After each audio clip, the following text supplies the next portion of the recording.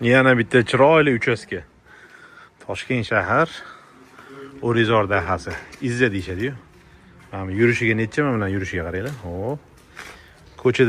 Ko'chadagi ishlardan ikki og'iz gapirib o'taman. Yomg'ir suv livnyovkalarni urin to'g'ri kelsa ariqqa qaratamiz deyilgan. Hozircha shunda chiqarib qo'yib turib, o'raga tushirib qo'yganmiz. O'radan paglashash yani bo'ladi-yu. Yer o'sha tabiatdan o'zi osmondan tushgan suv o'zi yer o'ziga tabiatga ketaveradi. Ortib qolsa ariqqa pereliv bo'lib chiqib ketadi. Kanalizatsiya bor mahallada, kanalizatsiyaga shu bitovoy kanalizatsiyani ulab qo'yamiz. Yomg'ir suvlari fundamentlarga tushmaslik uchun mana qora turbalar qilib qo'yilgan, uni ulab qo'yilgan, ko'rasizlar. Hovlini planirovkasi mana shunaqa latoshniy bo'lgani uchun bitta joyga trap qoldirib ketganmiz. Shu o'rtasida bo'lish kerak adashmasam. Biz qidirib ko'ramizmi yo bitta joyda trap qoldirilgan. O'sha tosh qo'yib qo'yibdi. Mana shunaqa holatda.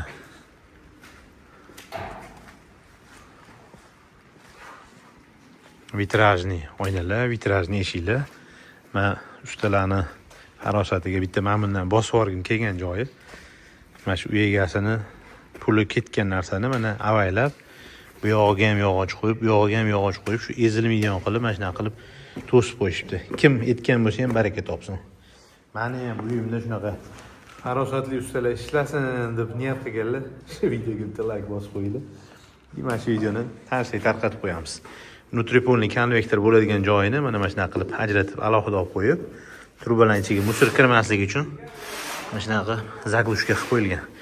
Chetida demperli lentalar. Demperli lentaning vazifasi teplovoy расширенияni kompensировать qiladi.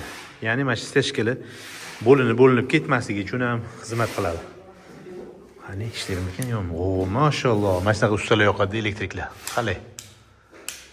Qurilish paytini o'zidayoq уже chiroqlarni dejurniy yonisa bo'ladigan qilib qo'yishgan. Buni ham bor ekan. Qani. Hop, bosamiz. Zo'r gap yo'q, baraka topsin. Bu obyektimizda biz hozir kotelnigacha bo'lgan ishlar hammasini qilib bo'lganmiz. Endi kotelxona uchun hamma mahsulotlarni olib keldik. Faqat kotel yo'lda kelyapti deyshti. Mahsulotlar bilan tanishamiz.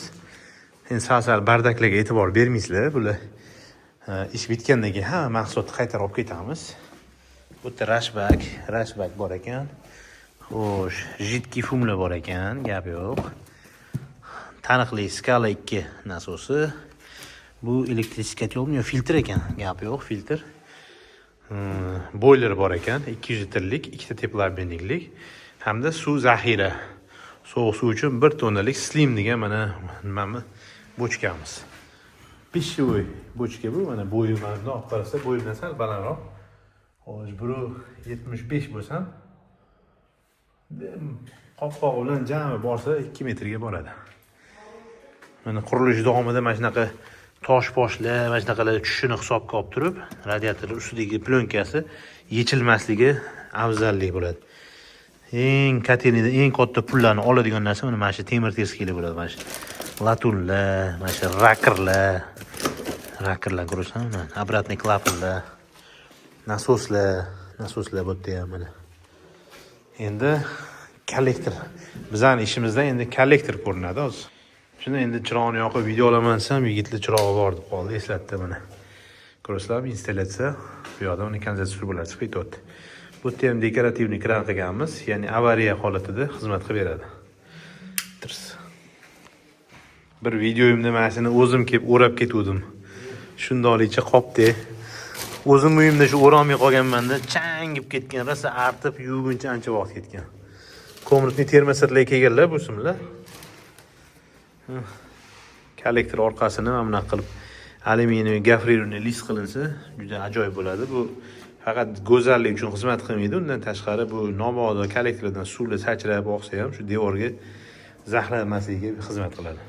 Ikkinchi qavatga chiqdik. Mana salafanni nimagadir tushib qolganda mashinasi. Shuni olib ketamiz. Keyingi safar kelguncha tushib tursa ham katta gap. Mana ko'rasizlar, ustiga уже changlar tushdi. Ustani mehnatini, boshqa ustani mehnatini qadrlasa yaxshi bo'lardi. Elektrik ishlari ham juda chiroyli, go'zal bo'libdi. Mana stechka bo'lgandan keyin ustini mana semonlab ham qo'yishibdimi. Tepaga tomga ham chiqib ketyapti kabellar. Uchu razvodkada mana radiatorlarimiz. Turbalar olib kelib qo'yilgan, hali o'sha apressovkadan ham kesib olib tashalgan. Bu egasi baraka topsalar juda chiroyli, professional ish yaxshi ko'rar ekanlar. Elektrikka xizmatlari kerak bo'lsa, aloqaga chiqaverasizlar. Hamma joy to'pli pol qilingan, kollektorlari kotelniga borgan. Uy qurganlarda yoki proyekt qilayotganlarda yon tomonidan ozgina qoldirib, bu yoqdan qoldirib, orqasidan ham ozgina qoldirsanglar, kommunikatsiyalarga, orqa shu tomdan tushadigan yomg'ir suvlarini orqa tomondan olib chiqishlarga, orqa tomonda bir ko'rimsiz joylarga bir hojatxona qurishlarga ham zo'r bo'ladi. Ko'pchilik mana bu yerda misol letniy kuxnya qiladi, yoniga hojatxona qurib qo'yadi. Choy poy ichib, ovqatlanib o'tirganda sal noqulaylik tug'dirishi mumkin degan o'zimning fikrim bor. Mana shunaqa gaplar. Keyin uy qurilishida ham mana shu kolonnalarni diametrini to'g'ri tanlash bu prorabba mahoratiga bog'liq. Uy qurish xizmatlarimiz ham bor. Bemalol murojaat qilaverasizlar. Bizani o'zimizga uy qurdirishlarning katta plus tomoni mana shu keyinchalik bo'ladigan xatolarni, demaxodlarni misol to'g'ri tanlab olishmayapti yoki bir etajdan ikkinchi etajga olib chiqiladigan shaxtalar qilinmaydi ko'pincha. Yoki installyatsiya, unitazlar, umumanliklar qo'yiladigan joyda, tegidan teshiladigan joyga rigillar to'g'ri kelib qolgan joylari ham bo'ldi. Yoki ba'zi bir obyektlarda bo'ldi, kotolxonada oddiy forchka ham qoldirilmagan. Kotollarni bilasizlar, forchka bo'lmasa ishlamaydi. Shunaqa videolar foydali bo'layotgan bo'lsa, biz xursandmiz. Shu videolarimiz orqali O'zbekistonda santexnika yo'nalishini, qurilish yo'nalishini bir pog'ona bo'lsa ham ko'targan bo'lsak, biz o'zimizning maqsadimizga yetgan bo'lamiz. Sog' bo'linglar, salomat bo'linglar, poddershka qilib turganlar sog' bo'lsin.